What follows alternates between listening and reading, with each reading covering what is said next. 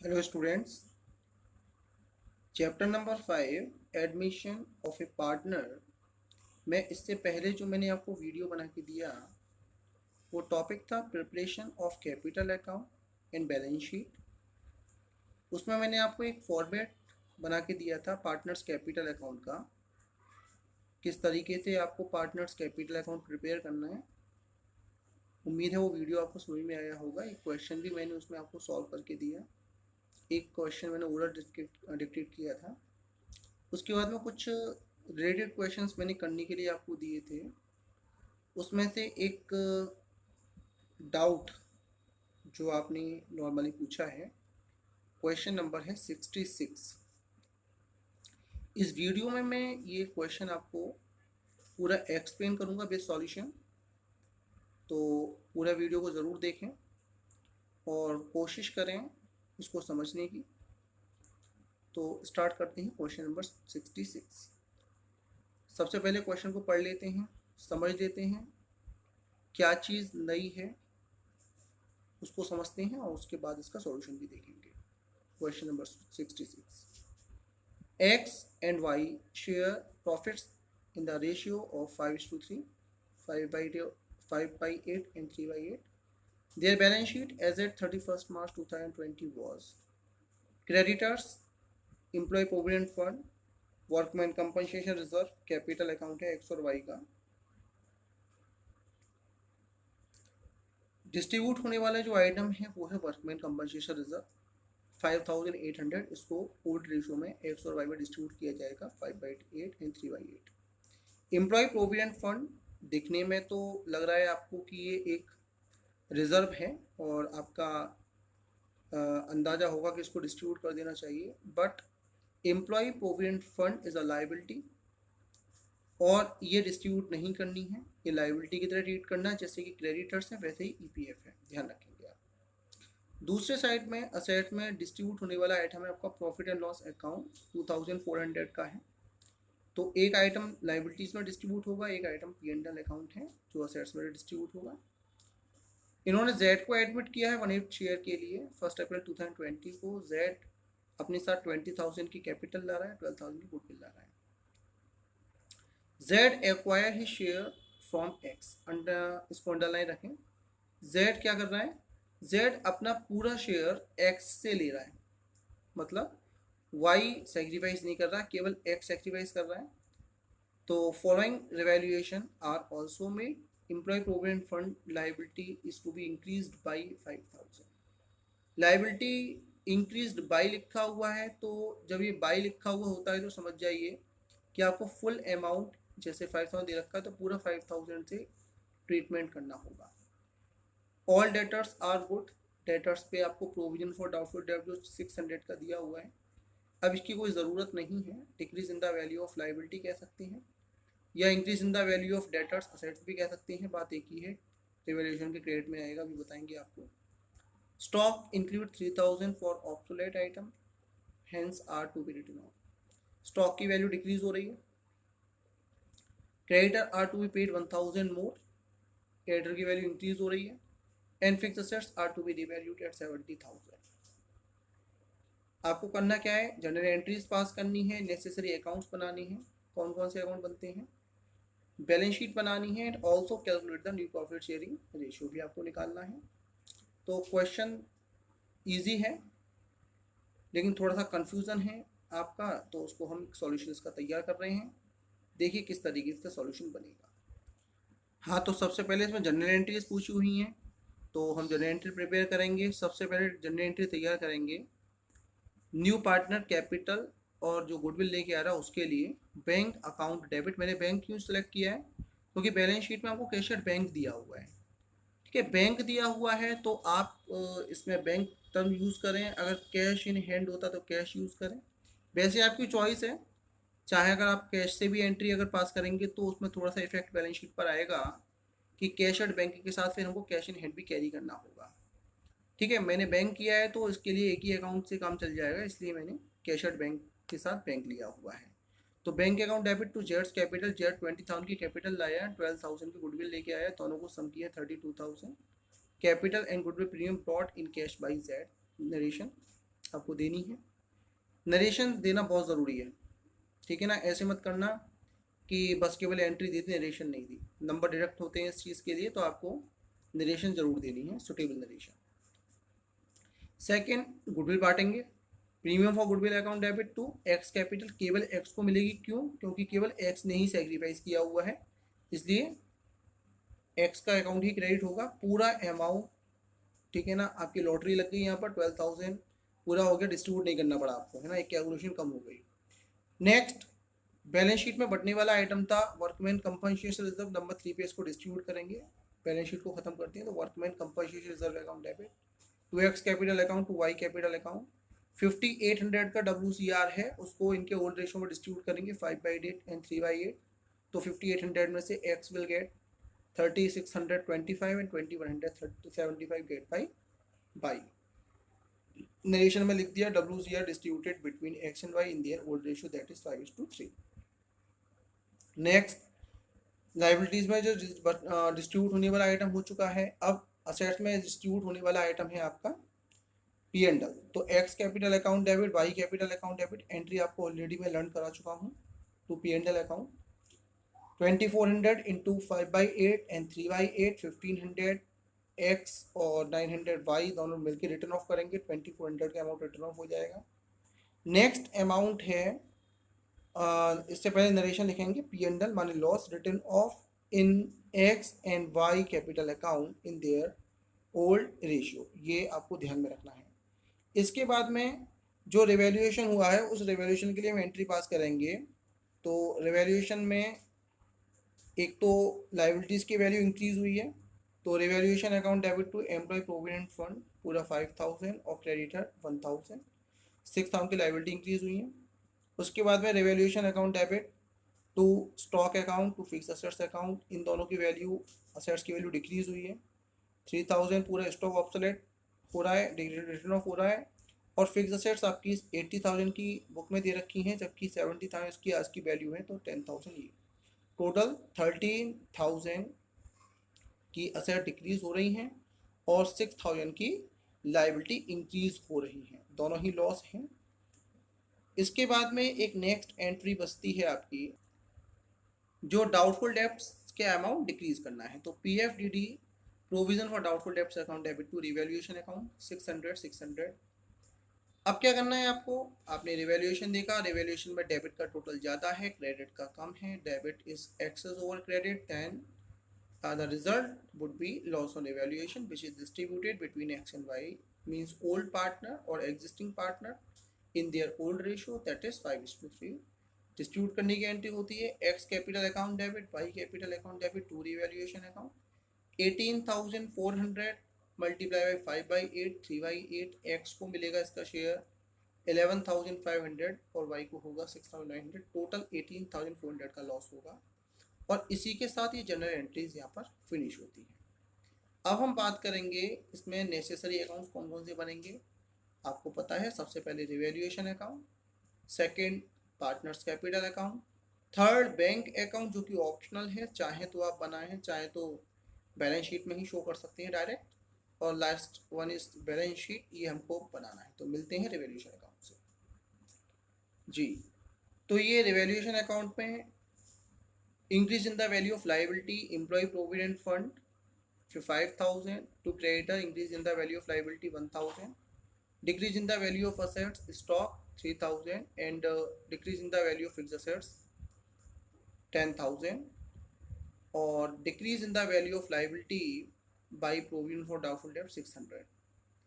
Credit के total को देखते हैं तो 600 और डेबिट का टोटल है 19,000 में से 600 को डिडक्ट किया, 18,400 का लॉस होता है। इस लॉस को एक्स एंड वाई के ओल्ड रेशियो में डिस्ट्रीब्यूट करेंगे, दैट विल बी 11,500 एंड 6,900। इस तरीके से रिवैल्यूएशन अकाउंट आपका प्रिपेयर हो जाता है। अब देखते हैं इसका पार्टनर्स कैपिटल अकाउंट कैसे बनेगा। तो पार्टनर्स कैपिटल अकाउंट, ये देखिए, सबसे पहले बाई बैलेंस PD 70,000 31,000, एक्स और वाई दोनों के कॉलम में लिखा। By bank new partners capital है, न्यू पार्टनर के कॉलम में आएगी 20,000। बाई प्रीमियम फॉर गुडविल, चूंकि एक्स ने सेक्रीफाइस किया है तो ये अमाउंट भी एक्स के कॉलम में जाएगा, वाई को नहीं मिलेगा, जेड को तो जेड के कॉलम में तो लिखा ही नहीं जाता है। और by workman compensation reserve 3625 and 2175, ये इनके क्रेडिट के सारे अमाउंट हो गए। डेबिट में 2 P&L 1500 900, रिवैल्यूएशन का लॉस 11,500 6,900। और ये हमने देखा कि क्रेडिट का टोटल इन तीनों का ज़्यादा है, 85,100 85,625 एंड 33,175 एंड 20,000, तीनों का टोटल आता है। डेबिट का टोटल माइनस किया तो इनके बैलेंस शीट आते हैं 72,625, 25,375 और 20,000। कैसे आया? इसमें से इन दोनों को डिडक्ट करके आया, इसमें से इन दोनों को डिडक्ट किया, इसमें से डिडक्ट करने का कुछ भी नहीं है, तो यही अमाउंट हुआ। इन बैलेंस शीट को टोटल से नीचे बाई बैलेंस बीडी करेंगे, 72,625, 25,375 और 20,000, और अंडरलाइन करके हमने इस अकाउंट को क्लोज कर दिया। तो इस तरीके से पार्टनर्स कैपिटल अकाउंट बनके तैयार हो गया। अब इसकी बैलेंस शीट देखते हैं कैसे बनाएंगे। Balance sheet after admission of Z as at 1 April 2020, liabilities assets, creditor 15,000 के थे, 1,000 इंक्रीज हो गए तो 16,000 के होते हैं टोटल। एम्प्लॉय प्रोविडेंट फंड 10,000 का था, 5,000 का इंक्रीज हो गया तो 15,000 होता है। कैपिटल के वो बैलेंस आएंगे जो कैपिटल अकाउंट बना करके हमने अभी फॉरवर्ड किए थे, दैट इज 72,625, 25,375 एंड 20,000। लाइबिलिटीज का टोटल करते हैं 1,49,000 आता है। कैश एट बैंक की बात करिए, कैश एट बैंक 5,000 के बैलेंस ऑलरेडी बैलेंस शीट में गिवन है, 20,000 new partner capital and 12,000 goodwill, sum up होता है 37,000। सन्ड्री डेटर्स जो पहले बैलेंस शीट में 20,000 में से 600 माइनस होकर लिखा हुआ है, अब हम 600 माइनस नहीं करेंगे तो पूरा 20,000 आउटर में आएगा, क्योंकि सारे डेटर्स से उम्मीद है पेमेंट मिल जाएगा। स्टॉक 25,000 में सीधा इनको ऑब्सोलेट हो गया तो रिमेनिंग अमाउंट है 22,000। एंड फिक्स असेट्स 80 में से 10,000 के डिडक्ट हो गए तो 70,000, टोटल होता है 1,49,000, बैलेंस शीट मैच हो जाती है। अब इसमें लास्ट एक चीज़ और पूछी हुई है, calculation of new profit sharing ratio. तो हम कैलकुलेशन ऑफ न्यू रेशियो करते हैं। एक्स और वाई के ओल्ड शेयर दे रखे हैं 5/8, 3/8। Z is admitted for 1/8 share which he acquired from x. New share of x का क्या होगा? एक्स का पुराना शेयर था 5/8, 1/8 इसने सेक्रीफाइस कर दिया तो इसका होता है शेयर 4/8। वाई का वही ओरिजिनल शेयर रहेगा 3/8 और z का 1/8, तो इस तरीके से इनके नए शेयर होते हैं 4/8, केवल इसका चेंज होगा, इसका वही रहेगा 3/8 और 1/8, तो 4:3:1।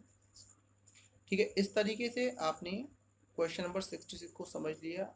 उम्मीद है पूरा क्वेश्चन समझ में आ गया होगा।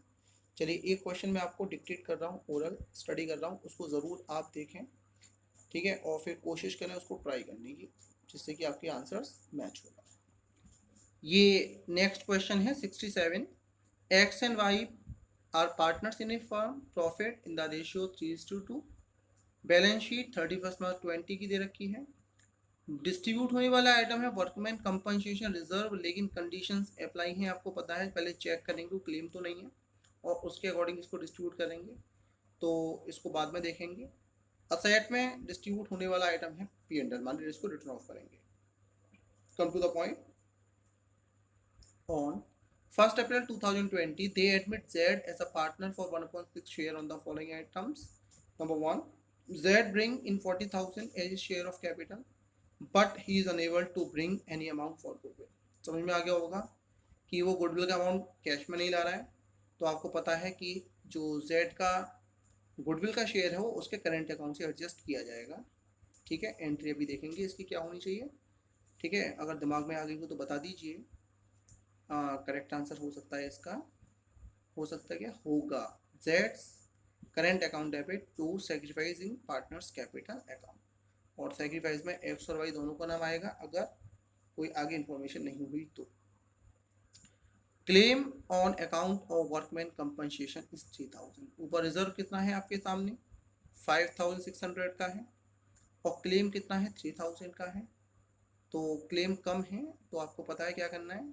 Workman compensation reserve account debit 5,600 to provision for workman compensation claim 3,000, और जो रिमेनिंग अमाउंट होगा 2600 उसको एक्स कैपिटल अकाउंट और 2y कैपिटल में डिस्ट्रीब्यूट कर देंगे इनके ओल्ड रेशियो में। Old ratio 3:2। ठीक है। राइट ऑफ बैड डेब्ट ऑफ 6000, ऊपर आपको प्रोविजन फॉर डाउटफुल डेट दे रखा है 4000 का क्लेम बन रहा है इसका 6000 का, तो ओवरऑल 2000 एक्सेस में हो रहा है। तो एक्सेस के लिए आप डेबिट में इसके रिवैल्यूएशन में लिखेंगे 2000 rupees. Creditor are paid 2000 more increase in the value of liability, ये भी आपके डेबिट में आएगा रिवैल्यूएशन के। There being a claim against the firm for damage liability to extent 2000 should be created. 2000 damage claim है तो इंक्रीज हो रही है लाइबिलिटी, तो रिवैल्यूएशन के डेबिट में to provision for damage claim के नाम से लिख देंगे 2000। Outstanding rent written down to 11,200 है कितना 13,000, इसकी वैल्यू कितनी करनी है 11,200 डिक्रीज करनी है। कितनी डिक्रीज करनी है 1800। प्रॉफिट हो रहा है फर्म को तो रिवैल्यूएशन के क्रेडिट में लिखेंगे। नेक्स्ट पॉइंट है goodwill is value at 1.5 year purchase of the average profit of last 3 years less 12,000।